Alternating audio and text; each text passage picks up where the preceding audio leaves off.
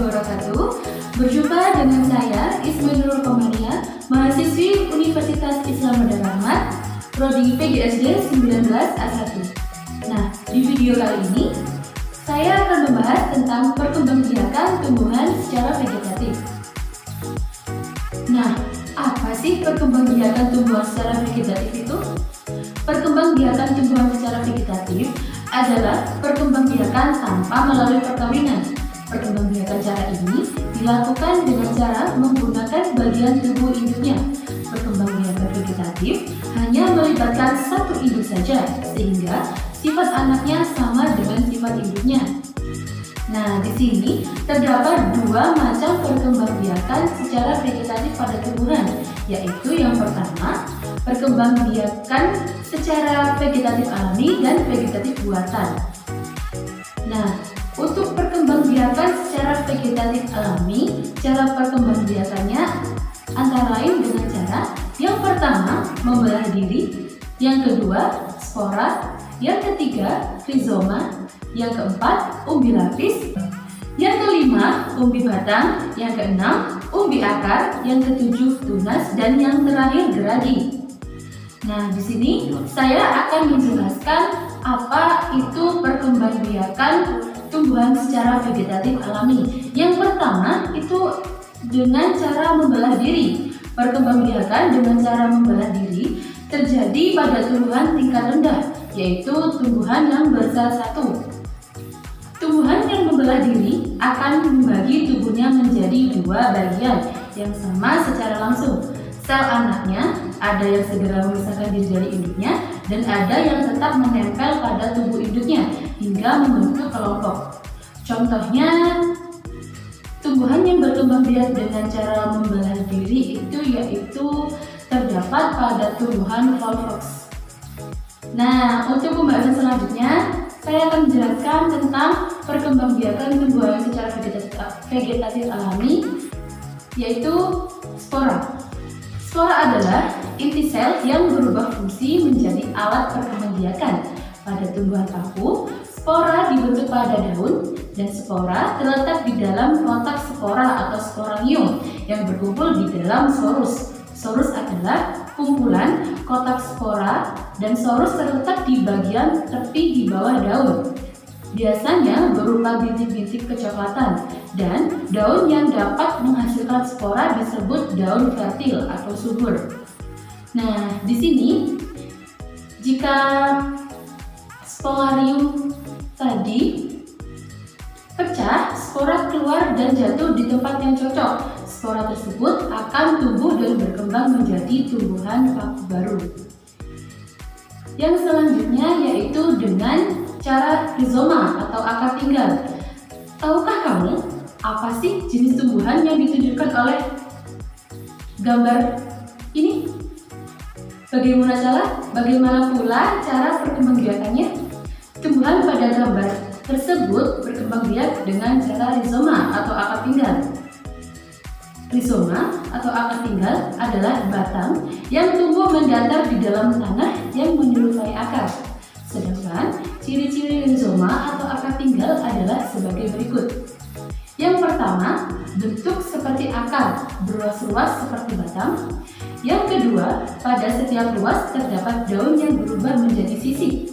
Dan yang terakhir, pada setiap ketiak sisik atau daun terdapat mata tunas. Nah, untuk contoh tumbuhan yang berkembang biak dengan rizoma atau akar tinggal itu biasanya terdapat di jenis jahe-jahean seperti jahe, kunyit, kencur, dan temulawak. Untuk perkembangbiakan selanjutnya itu ada umbi lapis. Umbi lapis adalah bagian dari pelepah daun yang berfungsi sebagai cadangan makanan dan bentuknya berlapis-lapis. Di bagian pangkalnya terdapat batang terbentuk cakram dan berruas-ruas. Pada bagian ketiak daun terdapat tunas sebagai calon individu baru yang disebut sium. Contoh tumbuhan yang berkembang biak dengan umbi lapis adalah bawang merah dan bawang putih. Yang selanjutnya ada perkembangbiakan tumbuhan secara vegetatif alami, yaitu dengan cara umbi batang. Pernahkah kamu melihat umbi ketela rambat seperti yang terlihat pada gambar ini.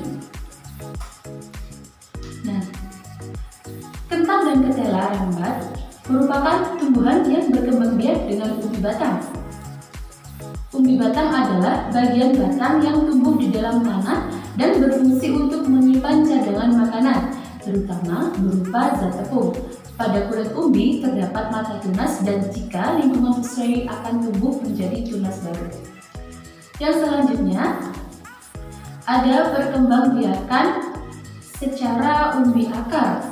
Umbi akar adalah akan berubah fungsi untuk menyimpan cadangan makanan, terutama zat tepung. Sedangkan ciri-ciri umbi akar adalah yang pertama, umbi tidak berbuku-buku. Yang kedua, umbi tidak memiliki mata tunas. Dan yang terakhir, umbi tidak memiliki kuncup dan daun. Nah, jika umbi akar ditanam, maka akan tumbuh tunas baru dari bagian yang merupakan sisa batang.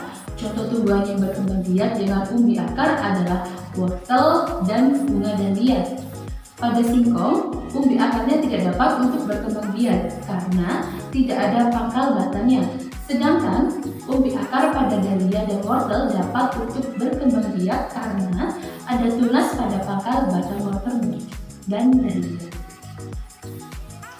Perkembangbiakan selanjutnya yaitu dengan cara tunas. Tunas adalah kuncup yang tumbuh pada ujung batang atau ketiak daun. Tumbuhan dikatakan berkembang biak dengan tunas apabila tunas dari tumbuhan induk tumbuh menjadi tumbuhan baru. Sedangkan contoh tumbuhan yang berkembang biak dengan tunas adalah bambu dan pisang. Jadi seperti menumbuhkan bibit baru seperti itu. Yang selanjutnya dengan cara tunas daun atau tunas adventif. Tunas yang tumbuh pada daun disebut tunas adventif. Pada tepi daun biasanya terdapat tunas yang dapat tumbuh bila diletakkan di tanah gembur. Contoh tumbuhan yang dapat berkembang biak dengan tunas daun adalah cocok bebek dan begonia. Untuk cara yang selanjutnya yaitu geragi atau stolon. Pernahkah kamu melihat tanaman stroberi? Bagaimana cara berkembang biaknya? Stroberi merupakan salah satu tanaman yang berkembang biak dengan cara geragi. Geragi adalah batang beruas yang tumbuh menjalar di atas atau di bawah permukaan tanah. Ruas tanaman bila menyentuh tanah akan tumbuh akar dan tunas baru, sehingga akan tumbuh tanaman baru. Contoh tumbuhan bergeragi di atas permukaan tanah adalah stroberi, pegagan, dan semanggi. Dan contoh tumbuhan bergeragi di bawah permukaan tanah adalah rumput teki.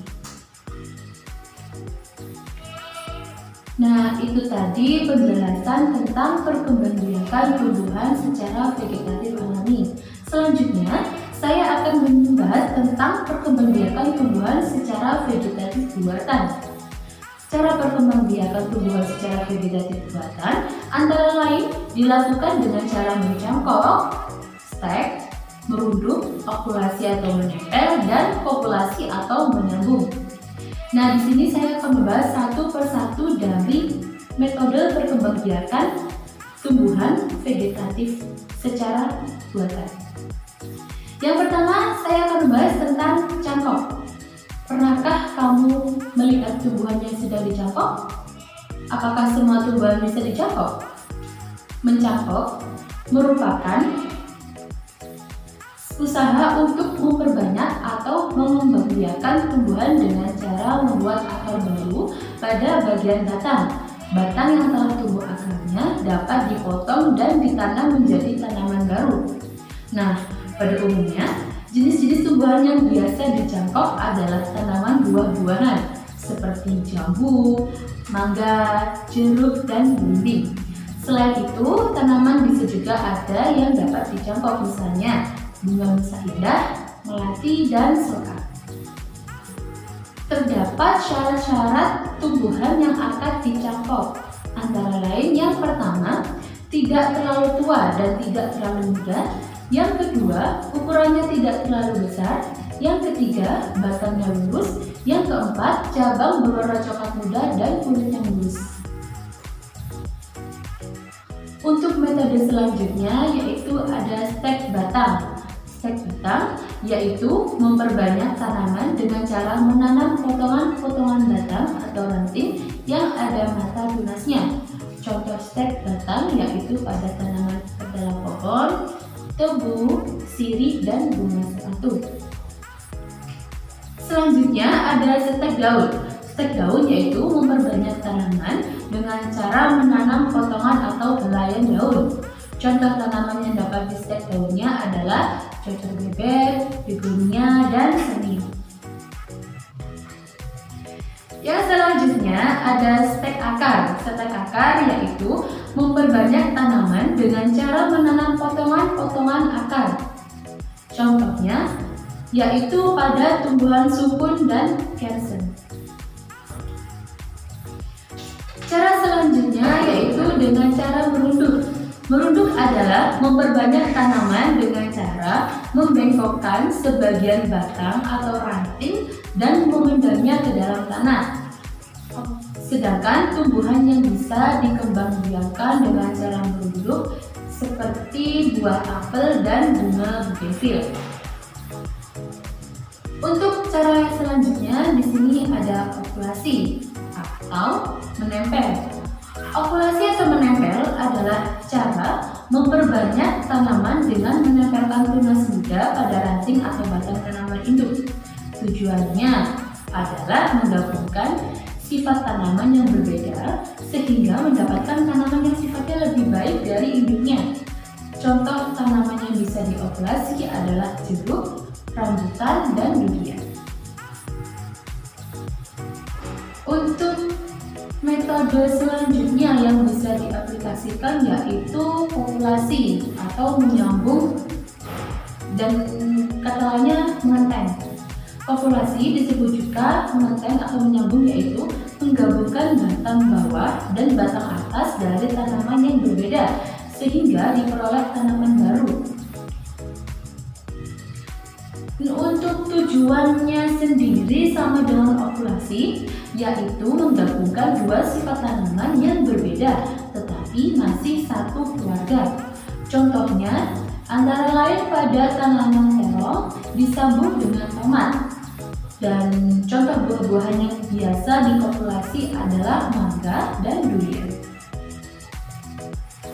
Baik, sekian pembahasan kita kali ini tentang perkembangbiakan tumbuhan secara vegetatif, mau vegetatif alami maupun buatan. Semoga bermanfaat. Wassalamualaikum warahmatullahi wabarakatuh.